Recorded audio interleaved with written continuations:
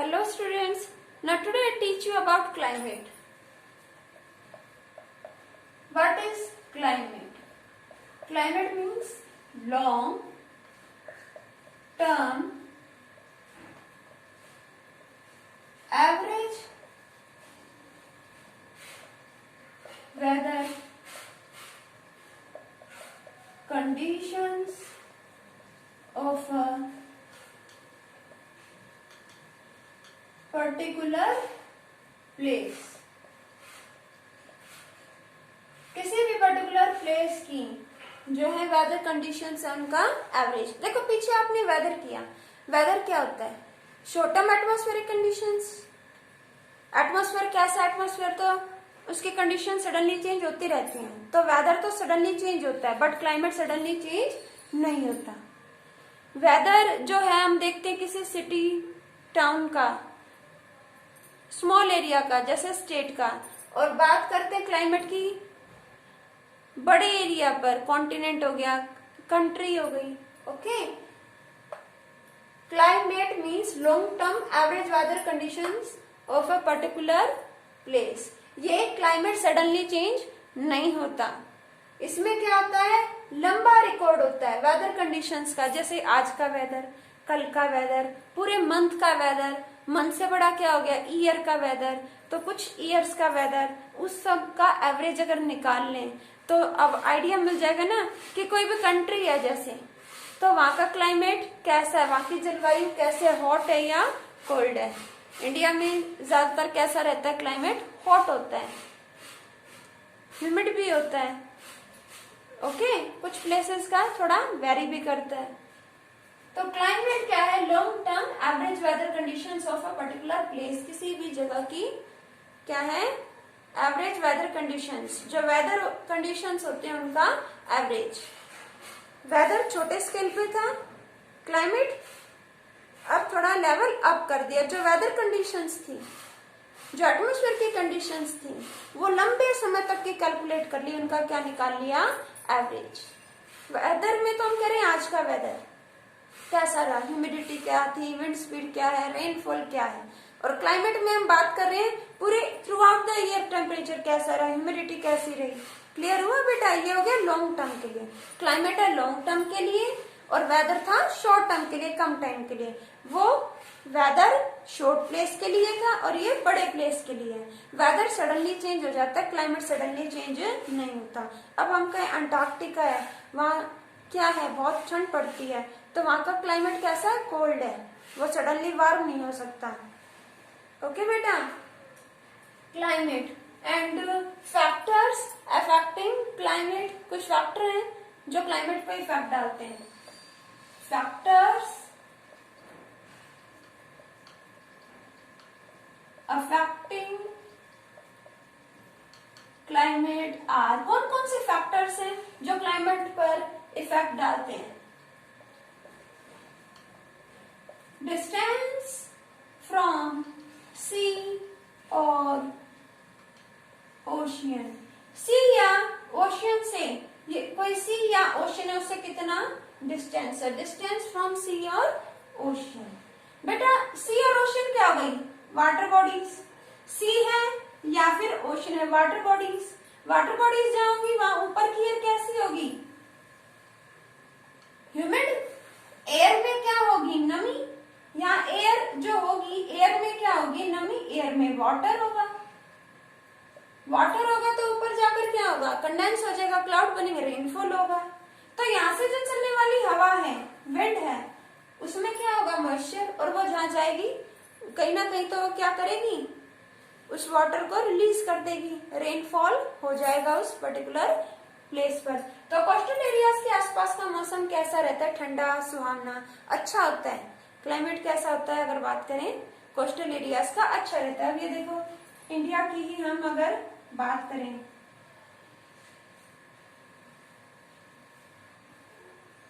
ये हमारी कंट्री है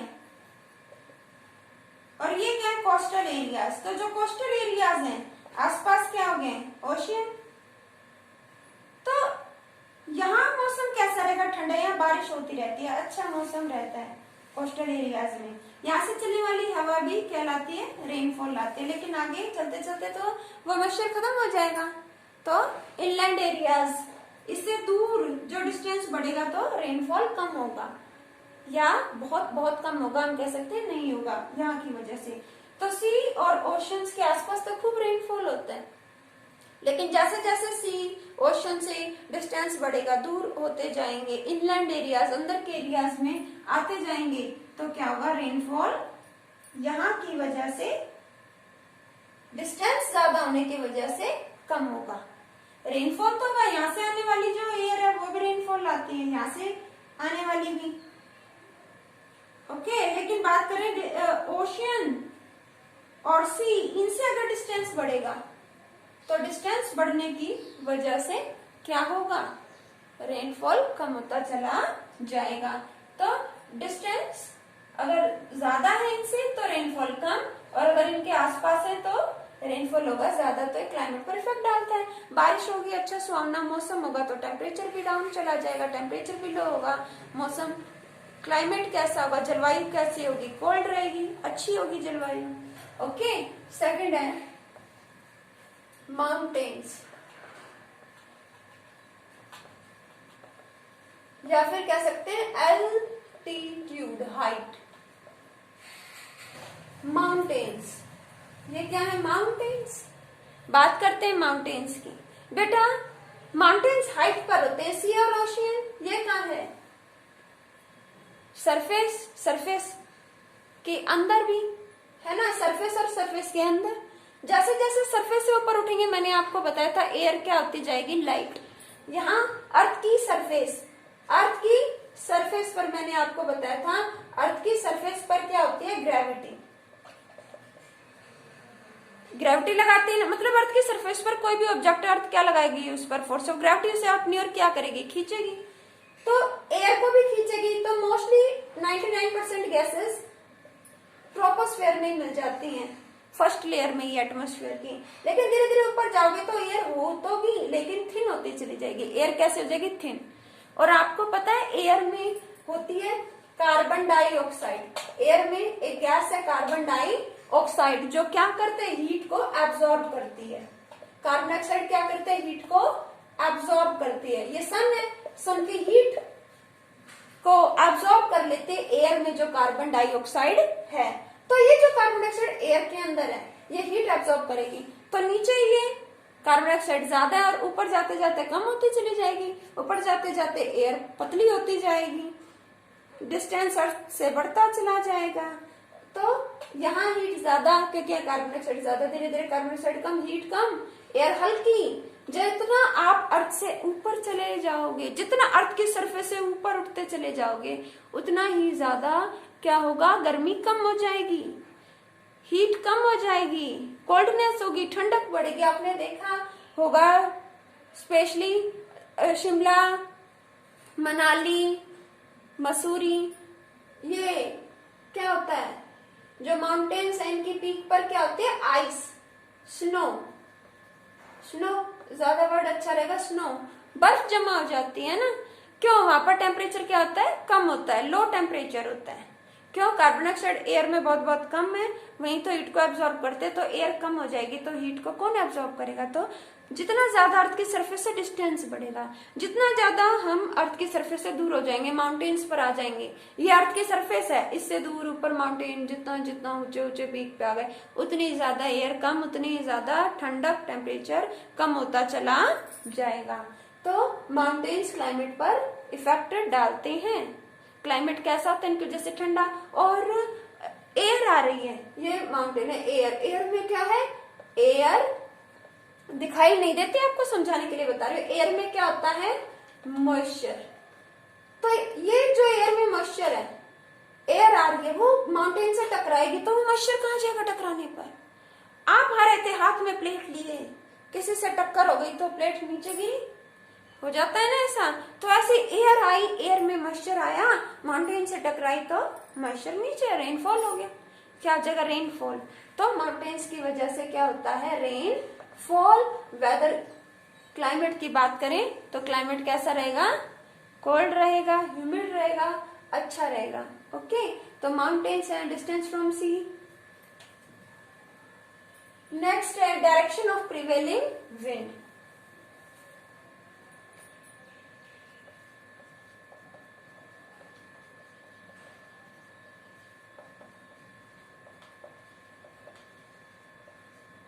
जो प्रिवेलिंग मीन्स प्रभावकारी, असर लाने वाली, क्लाइमेट को बदल देने वाली, अपनी इंपॉर्टेंस रखने वाली prevailing wind. Direction of prevailing wind, जो प्रभावकारी एयर आ रही है, विंड यानी मूविंग एयर, तो वो किस डायरेक्शन से आ रही है, ये भी बहुत ही इंपॉर्टेंट है। वो सी और कोस्टल एरिया से आ रही हैं। जब वाटर बॉडीज की ओर से आ रही तो उनमें मॉइस्चर होगा, तो मॉइस्चर तो कहीं ना कहीं वो लूज करेंगी और रेनफॉल होगा। और जैसे जैसे वाटर बॉडी से डिस्टेंस बढ़ेगा तो वाटरफॉल कम हो जाएगा। ओके, तो प्रिवेलिंग विंड जो है प्रभावकारी है, वो कहाँ से आ रही है, यहाँ से आ रही है, तो वो रेनफॉल लाएंगी, वो बारिश लेकर आएंगी। ये मानसून अर्थ के रोटेशन रेवोल्यूशन की वजह से ही तो होता है। ये वाटर बॉडीज हैं, यहाँ जो एयर है उसमें मॉइस्चर है, वो एयर मूव करते हुए क्या करेगी, यहाँ पर रेनफॉल लाएगी। ओके बेटा, तो जो विंड है, जो मूव करती हुई एयर है, उसकी डायरेक्शन बहुत ही इंपॉर्टेंट है। एक तरफ से आ रही है कोल्ड एयर, एक तरफ से आ रही है वार्म एयर। कोल्ड एयर में मॉइस्चर है, वार्म एयर, दोनों मिलेंगी तो क्लाउड बनेंगे। क्लाउड बनेंगे तो प्रेसिपिटेशन भी होगा, बारिश भी होगी, मौसम ठंडा। क्लाइमेट की बात करें तो क्लाइमेट भी ठंडा अच्छा होगा। तो wind, prevailing wind important role play करे। एक तरफ से कोल्ड विंड, एक तरफ से वार्म विंड, आपस में टकराएंगी, क्लाउड बनेंगे, प्रेसिपिटेशन भी होगा, बारिश आएगी, ठंडा मौसम होगा। क्लाइमेट मीन्स जलवायु भी अच्छी होगी, ठंडी होगी, ह्यूमिड होगी, कोल्ड होगी। ओके बेटा, नेक्स्ट पॉइंट की हम बात करते हैं, ह्यूमन एक्टिविटीज। ह्यूमन एक्टिविटीज, हमारी एक्टिविटीज भी क्लाइमेट पर इफेक्ट डालती हैं। कैसे? जैसे कि ओवर ग्रेजिंग बाय एनिमल्स, कौन करवाता है? हम भी तो करवाते हैं। और कौन करवाता है? डिफोरेस्टेशन कौन कराता है? ह्यूमन बींग्स कराते हैं। Human activities like deforestation. Deforestation means plants को काटना। अगर प्लांट्स को गिरा दोगे तो क्या होगा? प्लांट्स ही खत्म हो जाएंगे तो कौन कार्बन डाइऑक्साइड को लेगा? नहीं लेगा। कार्बन डाइऑक्साइड लेने वाला कोई नहीं होगा। कार्बन डाइऑक्साइड धीरे धीरे बहुत ज्यादा अमाउंट हो जाएगा, बहुत ज्यादा वार्मिंग होगी। जितने ज्यादा प्लांट्स कटेंगे, जितने ज्यादा प्लांट्स कटेंगे उतना ज्यादा कार्बन डाइऑक्साइड बढ़ेगी और उतनी ज्यादा वार्मिंग बढ़ेगी, टेम्परेचर बढ़ेगा और वार्म हॉट हो जाएगा। क्लाइमेट कैसा हो जाएगा? हॉट। डिफोरेस्टेशन, ह्यूमन एक्टिविटीज हम करते हैं ना, प्लांट्स को काटते हैं अपने स्वार्थ के लिए, तो प्लांट्स काटेंगे, डिफोरेस्टेशन करेंगे तो कार्बन डाइऑक्साइड धीरे धीरे बढ़ेगी। कार्बन डाइऑक्साइड का बढ़ना यानी वार्मिंग का बढ़ना, ग्लोबल वार्मिंग होगी। Carbon dioxide, deforestation, deforestation means cutting of plants, cutting of plants. अगर प्लांट्स को कट करेंगे तो क्या होगा? कार्बन डाइऑक्साइड जनरेट होगी। कार्बन डाइऑक्साइड बढ़ेगी तो क्या होगा? वार्मथ, गर्मी बढ़ेगी, गर्मी बढ़ेगी। क्लाइमेट कैसा हो जाएगा? हॉट। कैसा हो जाएगा? हॉट। ओके, तो डिफॉरेस्टेशन होगा, हॉट क्लाइमेट होगा, global warming. Global warming, global यानी पूरा वर्ल्ड, ग्लोबल मीन्स पूरा वर्ल्ड वार्म हो जाएगा। जो रिवर है उनमें फ्लड आ जाएगा, वो अपना लेवल क्रॉस कर देंगी, बाढ़ आ जाएगी। डिफॉरेस्टेशन यानी प्लांट्स को काटेंगे तो कार्बन डाइऑक्साइड तो बढ़ेगी बढ़ेगी, कौन उसे यूज करेगा? और फिर गर्मी बढ़ेगी, टेम्परेचर बढ़ेगा, हीट बढ़ेगी तो ग्लोबल वार्मिंग आएगी, फ्लड आ जाएगा, बाढ़ आ जाएगी। फ्लड मीन्स बाढ़ आ जाएगी। ओके बेटा, नेक्स्ट बात करते हैं कौन सी एक्टिविटी है?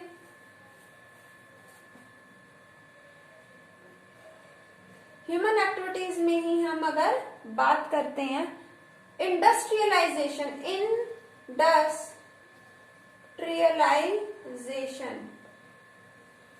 क्या हो रहा है, जगह जगह इंडस्ट्रीज बना रहे हैं, है ना। इंडस्ट्रीज में क्या होता है, sulphur dioxide, nitrogen dioxide, carbon dioxide, carbon monoxide जैसी टॉक्सिक गैसेस निकलती है इंडस्ट्रीज में। ये सल्फर डाइऑक्साइड और नाइट्रोजन डाइऑक्साइड क्या लेकर आती हैं, एसिड रेन। क्या लेकर आती हैं, एसिड रेन। और वो एसिड रेन, एसिड रेन मतलब रेन में क्या है, एसिड। ये सल्फर डाइऑक्साइड रेन वाटर से मिलकर क्या बना लेगा, acid. Nitrogen dioxide rain water से मिलकर बनाएगा एसिड। और एसिड जो है जमीन पर जाएंगे तो उसको पोल्यूट करेंगे, खराब करेंगे, जमीन पर जो भी लिविंग ऑर्गेनिजम्स हैं उनको डिस्ट्रॉय करेंगे, डैमेज करेंगे। और वाटर में अगर ये एसिड रेन जाएगी, बारिश जाएगी, तो उसके अंदर भी वाटर बॉडीज में, सी, रिवर, पॉन्ड, उनमें जो भी ऑर्गेनिज्म है छोटे छोटे, वो सभी क्या होंगे, खत्म हो जाएंगे, डिस्ट्रॉय हो जाएंगे। Acid rain land pollution, water pollution के लिए भी रिस्पॉन्सिबल है। Carbon dioxide, carbon monoxide, industries से निकलने वाली टॉक्सिक गैसेस जो है एयर को तो पॉल्यूट करते हैं। इंडस्ट्रीज से निकलने वाले वेस्ट, टॉक्सिक वेस्ट, वो वाटर में डिस्चार्ज कर देते हैं लोग, तो वाटर भी पॉल्यूट हो जाता है। लैंड पर डिस्चार्ज करते हैं, मतलब छोड़ देते हैं, कचरे को ठीक से व्यवस्था उसकी नहीं करते, बैड डिस्पोजल करते हैं वेस्ट का, तो इससे क्या होगा, लैंड पॉल्यूशन भी होगा। तो ये क्या थी, ह्यूमन एक्टिविटीज, इंडस्ट्रियलाइजेशन, डिफोरेस्टेशन, और एक और ओवर ग्रेजिंग बाय कैटल्स। अपने पशुओं को चराते हैं, वो प्लांट्स को खा जाएंगे तो फिर क्या होगा, प्लांट्स कम होंगे, कार्बन डाइऑक्साइड बढ़ेगी, वार्मिंग बढ़ेगी। नेक्स्ट बात करते हैं वेजिटेशन। वनस्पति, छोटे छोटे जो प्लांट्स हैं, और फॉरेस्ट हैं।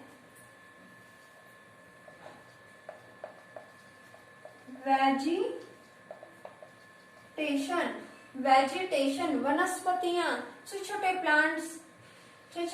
प्लांट्स, अगर इन्हीं को कट कर दोगे तो क्या होगा, इवेपोरेशन भी नहीं होगा। प्लांट्स और फॉरेस्ट, वेजिटेशन और फॉरेस्ट, जंगल काट दोगे, छोटे छोटे प्लांट वनस्पति काट दोगे, तो इनसे वाटर जो इवेपोरेट हो रहा था वो बंद हो जाएगा इवेपोरेट होना, प्लांट ही नहीं है तो इवेपोरेशन नहीं होगा।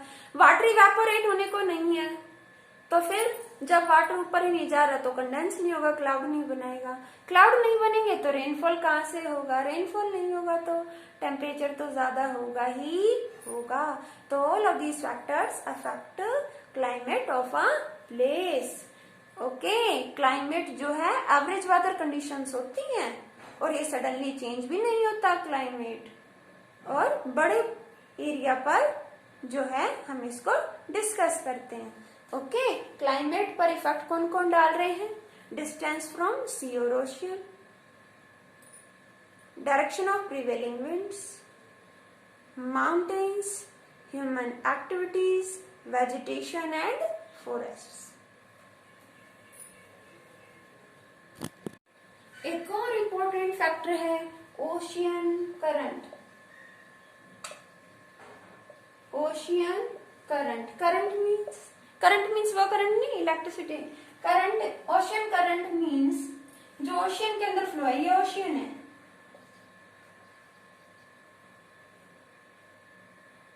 ये क्या है, ओशियन।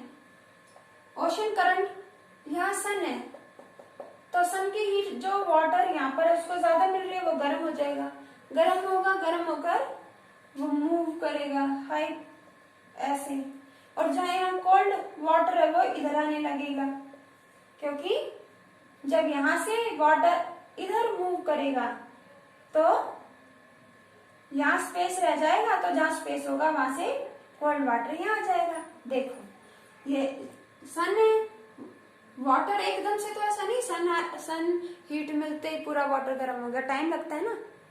और ये तो ओशियन है, इतना सारा वाटर इसके अंदर होता है, तो इसके वाटर को गर्म होने में बहुत ज्यादा टाइम लगेगा।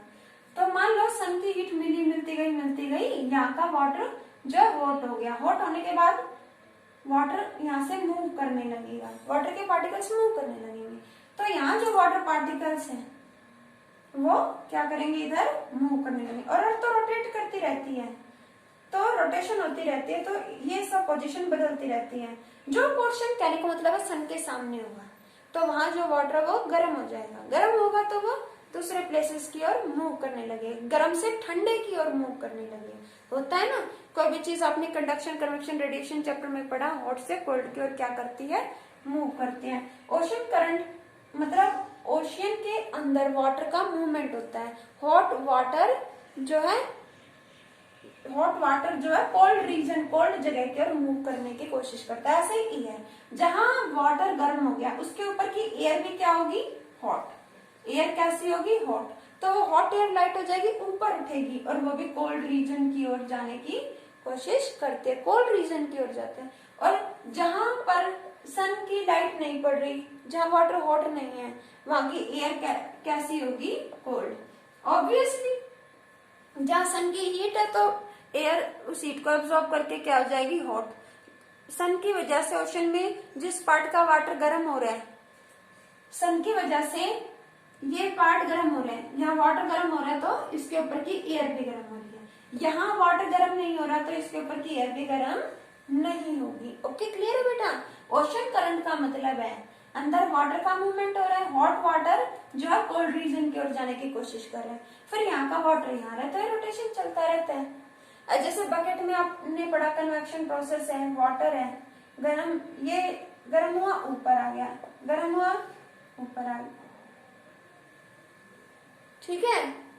कोई भी चीज गर्म होकर क्या होती है, हल्की हो जाती है, ऊपर आती चली जाती है, और ये प्रोसेस चलता रहता है जब तक कि पूरा का पूरा गर्म ना हो जाए, ठीक है। तो ये था ओशन करंट जो इंपॉर्टेंट रोल प्ले कर रहा है क्लाइमेट पर। क्लाइमेट हॉट होगा या कोल्ड होगा, अगर वाटर यहाँ हॉट है तो ऊपर की एयर भी हॉट, क्लाइमेट हॉट, ठीक है। अगर उसमें एयर है तो ह्यूमिड भी होगा, नमी होगी। ओके, नेक्स्ट है distance from equator and poles.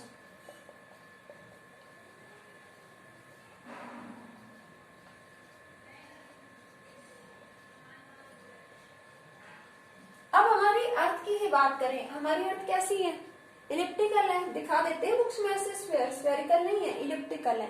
ये क्या है, इक्वेटर, और ये क्या है, पोल्स। ये क्या है, इक्वेटर, और ये क्या है, पोल्स।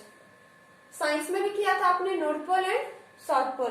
तो ये जो इक्वेटर है ना, ऐसी पोजीशन है इसकी कि सन से आने वाली हीट को डायरेक्ट रिसीव करता है। डायरेक्ट सन की जो हीट है किस पर पड़ती है, इक्वेटर पर पड़ती है। तो जो ये इक्वेटर है, यहाँ पर टेम्परेचर क्या होगा, ज्यादा होगा, हॉट होगा। इक्वेटर कैसा होता है, हॉट। इक्वेटर के आसपास की रीजन जगह भी कैसी होगी, हॉट होगी, क्योंकि यहाँ क्या है, कम एरिया पर हीट पड़ रही है, और कम एरिया पर जो हीट पड़ेगी, एरिया कम तो हीट एब्जॉर्ब करेगा ये एरिया ज्यादा, यहाँ पर गर्मी होगी। पोल्स की पोजीशन कुछ ऐसी है कि सन की हीट को डायरेक्ट रिसीव नहीं करती पोल्स। एरिया ज्यादा और हीट कम है, एरिया ज्यादा है और हीट कंपैरिजन में इतनी इन तक नहीं पहुंचती, तो पोल्स कैसी रहती है, ठंडी। टेम्परेचर कैसा होता है, यहाँ पर लो होता है, कोल्ड होती हैं। पोल्स क्या होते हैं, कोल्ड। नॉर्थ पोल हो, साउथ पोल हो, कोल्ड। और इक्वेटर कैसा होता है, हॉट। इक्वेटर के आसपास के एरियाज भी हॉट, पोल्स के आसपास के जो एरियाज है वो कोल्ड, वो क्या होंगे, कोल्ड होंगे। तो ये फैक्टर भी इंपॉर्टेंट है कि कोई भी प्लेस है वो इक्वेटर और पोल्स के से कितने डिस्टेंस पर है। क्यों, जो इक्वेटर है वो हीट रिसीव करता है, एरिया कम है, कम जगह में ज्यादा हीट पड़ती है, तो यहाँ पर टेम्परेचर ज्यादा होता है। पोल्स ज्यादा एरिया और हीट कम लेता है, कम हीट एरिया के अकॉर्डिंग बहुत ही कम होती है, तो पोल्स कैसे रहते हैं, ठंडे। तो इम्पोर्टेंट पॉइंट है distance from equator and poles, कि इक्वेटर और पोल से आप कितने डिस्टेंस पर हो। तो ये सभी जो है ज्योग्राफिकल फैक्टर्स थे जो किसी भी प्लेस का क्लाइमेट हमें बताते हैं।